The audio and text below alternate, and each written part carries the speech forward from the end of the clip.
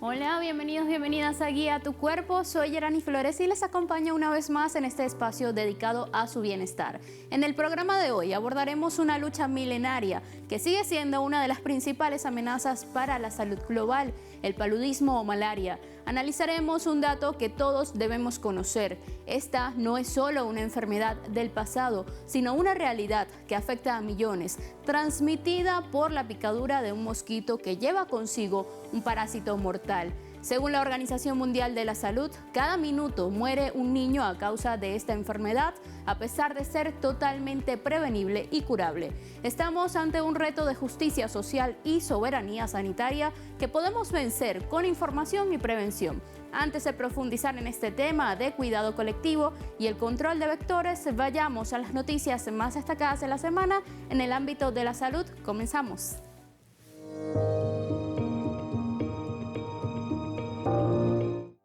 Las autoridades sanitarias mantienen bajo vigilancia el brote de hantavirus detectado en el crucero MV Hondius, mientras continúa la evacuación de pasajeros desde Tenerife hacia sus países de origen. Estados Unidos y Francia confirmaron nuevos casos positivos entre viajeros repatriados, aunque organismos internacionales insisten en que el riesgo para la población general sigue siendo bajo. España informó que los análisis genéticos descartan mutaciones relevantes del virus y confirmó que los pasajeros españoles permanecen sin síntomas durante la cuarentena preventiva en Madrid. La OMS y autoridades europeas mantienen coordinación permanente para monitorear posibles contagios y cortar cadenas de transmisión. Especialistas recuerdan que el hantavirus no se transmite fácilmente y requiere contacto estrecho y prolongado con personas sintomáticas. Para la población del sur global, las recomendaciones son claras: evitar el contacto con roedores y sus excrementos, mantener alimentos protegidos, ventilar espacios cerrados y acudir al médico ante fiebre, dificultad respiratoria o malestar intenso después de una posible exposición. Aumentar la memoria operativa del cerebro humano en un 25%. Suena a ciencia ficción, pero para los neurofisiólogos rusos ya es una realidad. En la base del método que desarrollaron está la estimulación de zonas de la corteza cerebral mediante impulsos magnéticos. Estas áreas son individuales para cada persona. Para determinarlas, los científicos registran la actividad de las neuronas del paciente con ayuda de un equipo de resonancia magnética. Después calculan las coordenadas de la zona sobre la que es necesario actuar. Nos encontramos en la sala donde se realiza la estimulación magnética transcraneal. Aquí llevamos a cabo una estimulación guiada, para la cual registramos imágenes de resonancia magnética y creamos un modelo 3D en un programa. En consecuencia, ese modelo se correlaciona con la posición real de la cabeza de nuestro voluntario. La siguiente etapa durará unos 20 minutos. No hay dolor, solo unos golpecitos rítmicos en la zona de la cabeza. El campo magnético genera débiles señales eléctricas que hacen que las neuronas trabajen con mayor actividad. Vamos a aplicar varios estímulos, usted sentirá pequeños chasquidos. Puede haber contracciones en los músculos de la mano derecha. Los pacientes que participan en el experimento señalan que, después de estos procedimientos, empiezan a resolver las tareas más rápido y asimilan con mayor facilidad grandes volúmenes de información. Por ahora, el efecto dura desde varias semanas hasta 2 o 3 meses. Al mismo tiempo, una sola visita a la sala no es suficiente. Para que el cerebro recuerde cómo trabajar de manera más eficiente, se requieren varias sesiones consecutivas. Por cierto, este método inicialmente no fue desarrollado para mejorar la cognición. La estimulación magnética transcraneana se utiliza para tratar muchas enfermedades, tanto del sistema nervioso como del ámbito psiquiátrico. Por ejemplo, la depresión, la neuralgia del trigémino, la enfermedad de Parkinson y el ictus. Estos protocolos son bastante eficaces para las personas enfermas. Y eso nos llevó a pensar en aplicar esta tecnología en personas sanas. En China también estudian activamente el cerebro humano. Científicos idearon cómo devolver la movilidad a personas con discapacidad mediante un neurochip. El dispositivo inalámbrico se implanta en el cerebro. Esta es nuestra neurointerfaz. Consta de 2 partes. El sensor es un cable extremadamente fino, de un grosor aproximado de 1/100ª parte de un cabello humano. En el cerebro se implanta un segmento de entre 5 y 8 milímetros de longitud. Este se conecta con un procesador situado en una cavidad bajo el hueso del cráneo. En general, es un procedimiento poco invasivo. Las pruebas del dispositivo continúan. Además, ya adquieren incluso dimensión espacial. La neurointerfaz fue probado durante un vuelo orbital. Según los científicos, los resultados demostraron que la tecnología funcionará también en el espacio exterior. Actualmente se estima que el cambio climático ha extendido las zonas de reproducción del mosquito Anopheles, llevando el riesgo a altitudes y regiones donde antes no existía. Por otro lado, la resistencia del parásito a los medicamentos tradicionales sigue en ascenso, desafiando los tratamientos convencionales. Este desafío médico revela que el problema requiere una vigilancia epidemiológica constante y no solo reacciones aisladas. En Procesos en Salud veremos cuáles son los métodos de diagnóstico rápido que permiten detectar el parásito en sangre y evitar complicaciones graves. Para detectar el parásito de la malaria de manera oportuna, especialmente en entornos de movilidad humana o zonas de difícil acceso, la ciencia médica se apoya en métodos que priorizan la rapidez y la precisión. Un diagnóstico temprano es la única forma de evitar que la enfermedad progrese hacia cuadros graves como la malaria cerebral o la falla multiorgánica. Una de las herramientas más sencillas es la prueba de diagnóstico rápido, PDR o RDTS, cuyo funcionamiento es similar a un estudio de antígenos o de embarazo.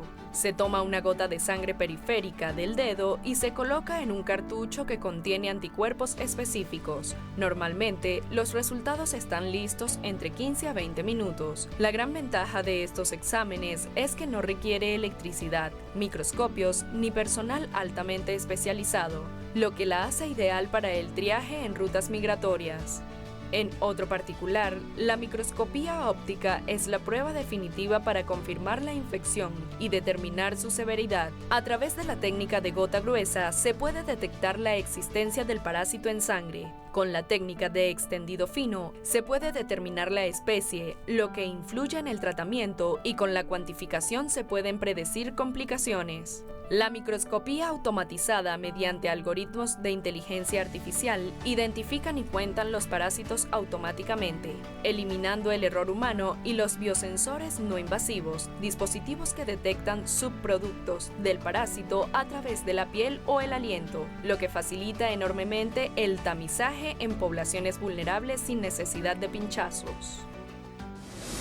Como cada semana, acompáñenos a descubrir los hitos que nos acercaron a un futuro más saludable y que marcaron un antes y un después en la historia de la medicina. Cada 12 de mayo se conmemora el Día Internacional de la Enfermería. No es solo una fecha simbólica, es un reconocimiento a las enfermeras y enfermeros que hacen posible lo que muchas veces pasa desapercibido. El 12 de mayo también es el Día Mundial de la Fibromialgia y el síndrome de fatiga crónica, una ocasión que no celebra, sino que visibiliza. El 15 de mayo es el Día Mundial de la Esclerosis Tuberosa, una jornada de concienciación sobre una patología genética rara que afecta aproximadamente a 1 de cada 6.000 personas en el mundo. Proteger nuestro entorno de los criaderos es la verdadera medida del desarrollo de nuestra seguridad sanitaria. Al volver de la pausa, conoceremos cómo el control comunitario puede ser nuestra mejor defensa. No se aparten.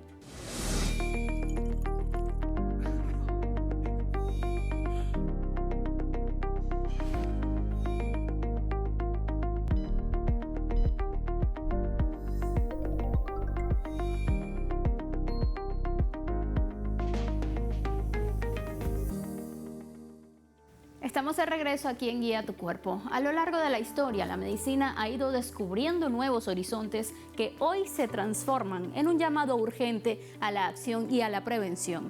El triunfo sobre el paludismo no es solo lograr la cura, sino garantizar que las comunidades más vulnerables tengan acceso a mosquiteros y pruebas diagnósticas. Actualmente, investigaciones científicas revelan que el uso de telas impregnadas con insecticida ha salvado millones de vidas, pero la adaptación de los mosquitos nos obliga a innovar constantemente. Sin embargo, esta lucha también se enfrenta a la desigualdad. Se estima que las zonas rurales siguen siendo las más afectadas por la falta de infraestructura. Veamos cómo el empoderamiento de las comunidades, la ciencia consciente y una estrategia de eliminación local se han convertido en herramientas poderosas para frenar la transmisión y garantizar una verdadera salud global y soberana.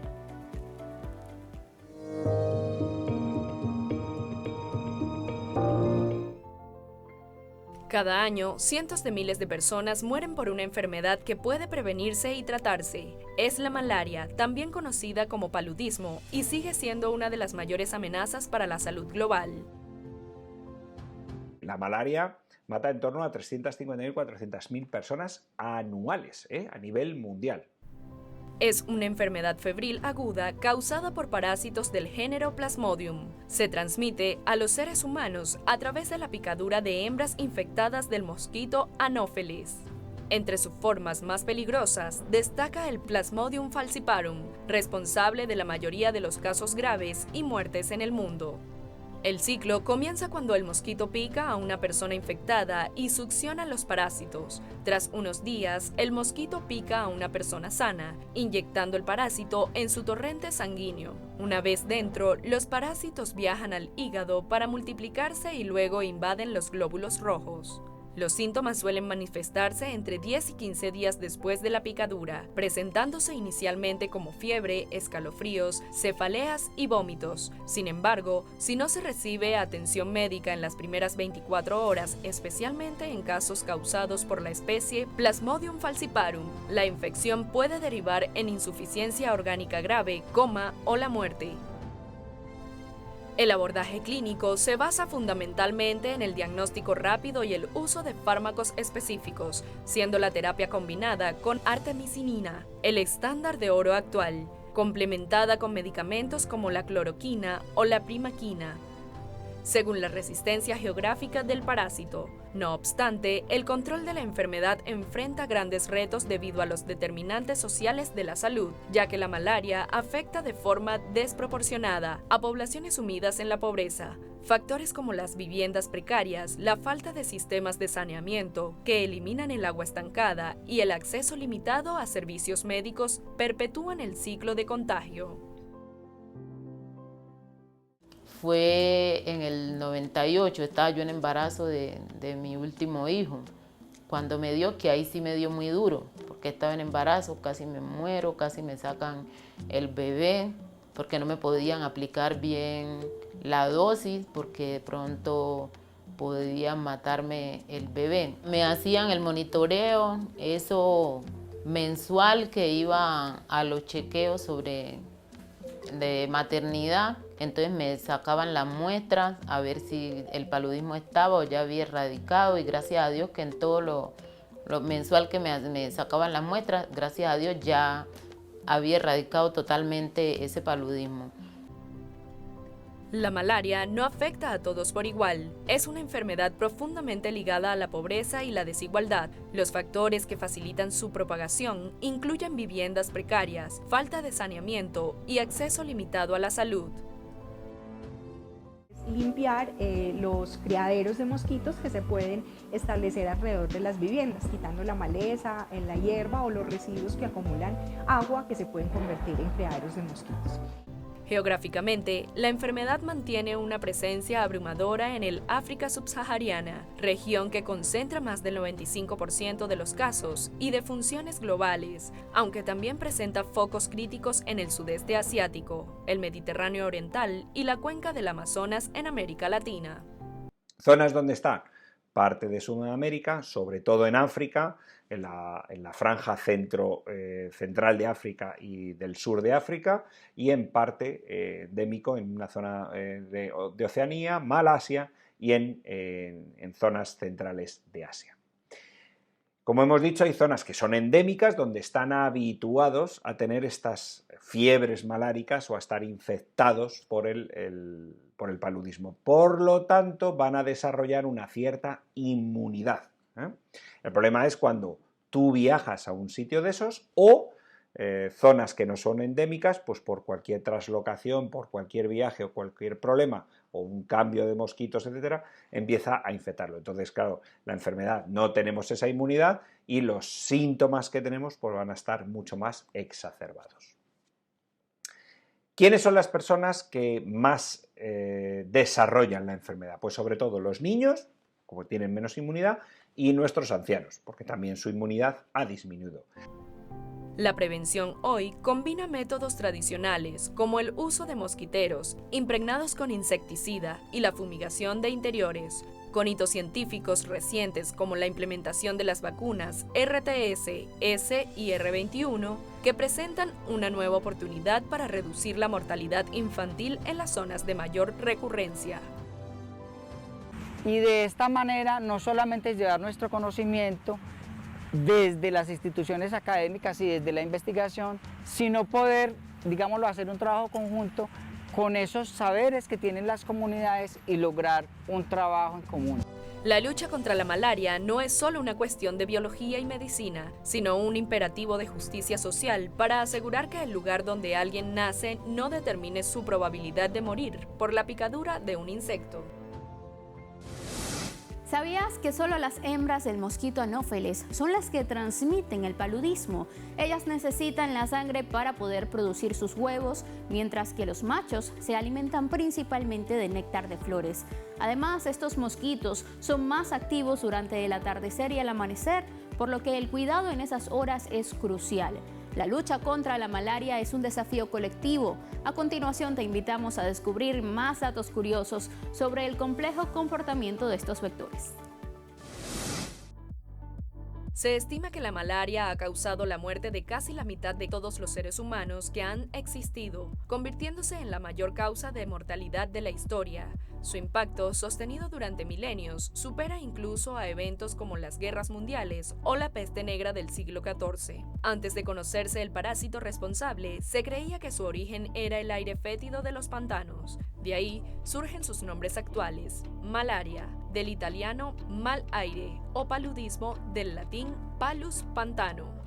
Más allá de su origen, la malaria ha dejado una huella en la evolución humana. A lo largo de los siglos, el cuerpo desarrolló mutaciones como defensa, siendo la anemia falciforme el ejemplo más claro. Esta condición, más frecuente en zonas como el África subsahariana, otorga resistencia al parásito y demuestra cómo la malaria ha moldeado el ADN humano para sobrevivir. El parásito Plasmodium destaca por su alta sofisticación biológica. Sincroniza su ciclo dentro del huésped para que los glóbulos rojos infectados estallen de forma simultánea, optimizando su propagación en el organismo. El manejo de las enfermedades metaxénicas es una necesidad social. En un mundo donde el clima está cambiando, vivir mejor implica exigir políticas de saneamiento ambiental que protejan a nuestras familias. Ya regresamos con más de Guía a tu Cuerpo.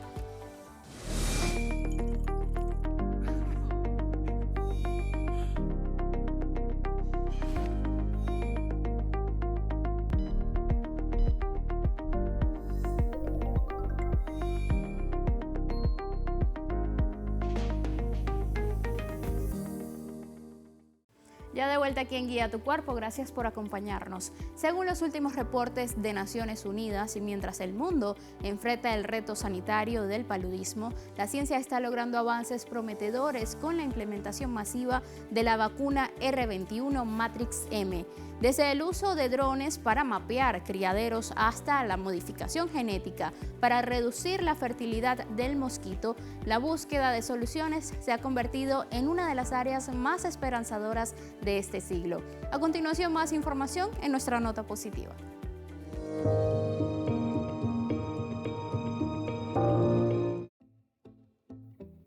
La ciencia finalmente acorrala a la malaria con un hito sin precedentes. La nueva vacuna R21 Matrix M ha logrado superar el 75% de eficacia, alcanzando años antes de lo previsto las metas de salud global fijadas por la Organización Mundial de la Salud, OMS, para 2030. Pero la ofensiva no es solo médica, es tecnológica. En una guerra de alta precisión, drones con inteligencia artificial ya patrullan zonas inaccesibles para destruir criaderos con larvicidas biológicos, prediciendo brotes antes de que ocurran. A esto se suma la edición genética mediante el impulso genético. Científicos están modificando el ADN del mosquito para colapsar su fertilidad o impedir que transmita el parásito. Es un giro histórico. La combinación de vacunas de élite, vigilancia aérea y biotecnología han transformado una crisis milenaria en una batalla que la humanidad por fin está ganando. La soberanía nutricional y el fortalecimiento de nuestro cuerpo también se encuentra en nuestra tierra. Hoy en día recordamos que la quinina, el primer tratamiento efectivo contra la malaria, proviene de la corteza del árbol de la quina, un saber ancestral de los pueblos andinos. Es una labor de rescate de saberes que a través de la ciencia permiten entender cómo la naturaleza nos ha brindado siempre las respuestas, priorizando el respeto por la biodiversidad y el uso responsable de los recursos para mantenernos fuertes frente a las amenazas externas.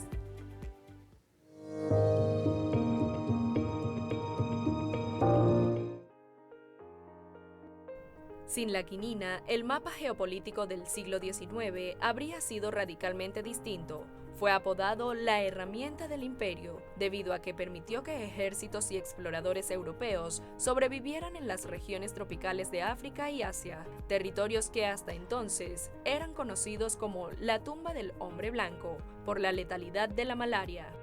Aunque hoy ha sido desplazada por fármacos de nueva generación, como la artemisinina, debido a la resistencia parasitaria y a sus efectos secundarios, la quinina no ha desaparecido. Se mantiene como un recurso crítico para casos de malaria grave o resistente y bajo vigilancia facultativa para tratar calambres nocturnos. Ahora te invitamos a no perderte Sanamente de la mano de Aiza García, un espacio que junto a Guía Tu Cuerpo te brinda todas las herramientas para vivir y sentirte bien. Te dejamos un adelanto.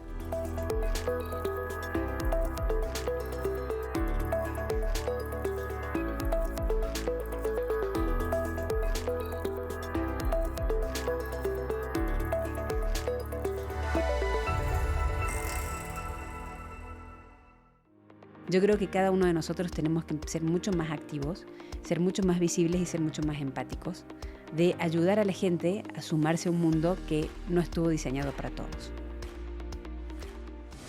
Y con esta información concluimos esta emisión de Guía Tu Cuerpo, recordando que la eliminación del paludismo es el pilar fundamental de nuestra soberanía y el futuro de nuestra salud integral. Erradicar el parásito es, en definitiva, cuidar la vida. Recuerden, pueden seguirnos en redes sociales, en Instagram, @guiatucuerpo_telesur, en X, @guiatucuerpotls y @jflorestlsur. También pueden enviarnos sus dudas o sugerencias al correo guiatucuerpo@telesurtv.net y no olvide suscribirse a nuestro canal de YouTube para repasar todas nuestras emisiones y consejos anteriores. Fue un verdadero placer acompañarles. Soy Yarani Flores. Nos vemos la próxima semana como siempre.